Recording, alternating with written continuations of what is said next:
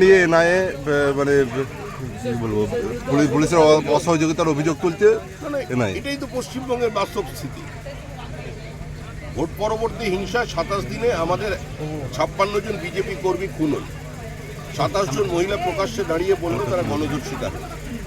CBI তদন্ত হচ্ছে, police প্রমাণ লোপাট করছে। সহযোগিতা তো অনেক দূরের কথা, অসহযোগিতারও উপরে সাক্ষীদের হস্তাই করে দিচ্ছে। তো যেটা সিবিআই এর ক্ষেত্রে হচ্ছে, ইডির ক্ষেত্রে হচ্ছে, সেটা স্বাভাবিকভাবেই এনআইএ এর ক্ষেত্রেই হবে। এখানে কোনো সরকার নেই।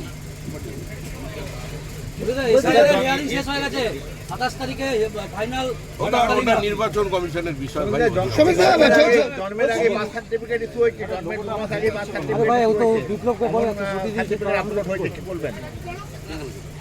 এটাই তো এগিয়ে বাংলা।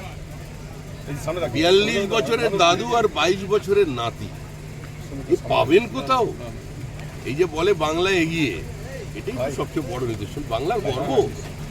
আপনি একজন সাংবাদিক হিসেবে গর্বিত হওয়া উচিত, এবং আপনারা সাংবাদিকরা একটা দাবি তুলুন যে আপনারা মহাভারতে একটা ধৃতরাষ্ট্র পেয়েছিলেন। আমাদের ভোটার লিস্টে 7 জন ধৃতরাষ্ট্র আছে। আপনারা ওই খুঁজে বার করে এই নামগুলোকে দিয়ে বলুন যে এই বীর্যবান পুরুষদের অন্তত ভারত সরকার একটা কিছু ঠিক পুরস্কার দিক। পদ্মশ্রী পদ্মবিভূষণ সময় মনে কিছু দিন। মুর্শিদাবাদে জলঙ্গিতে এশিয়া আতঙ্কে মৃত্যু, নির্বাচন কমিশনকে দায়ী করছেন মৃতের পরিবার।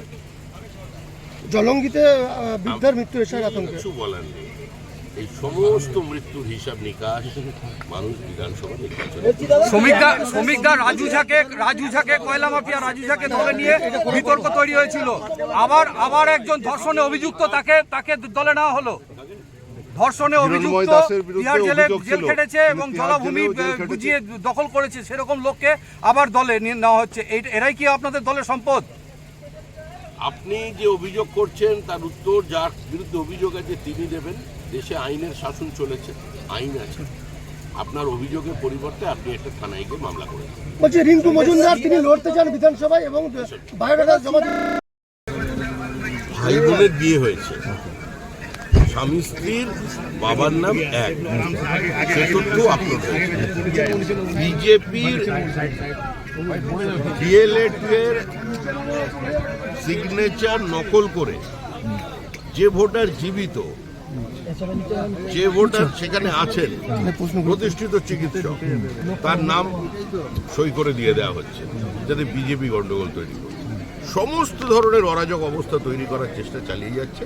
কিন্তু তারপরেও মনে রাখতে হবে পশ্চিমবঙ্গের মানুষ রাজনীতি সচেতন।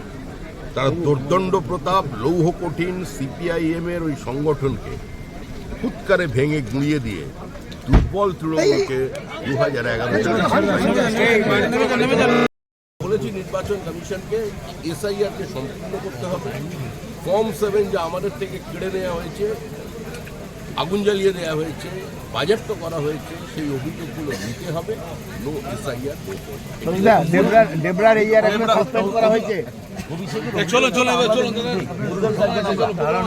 অভিষেকেরও তো অভিযোগ সেই মুরগান ব্যবস্থা তৈরি হয়েছে, সেটা পরিকল্পিতভাবে তৃণমূল কংগ্রেস তৈরি করেছে।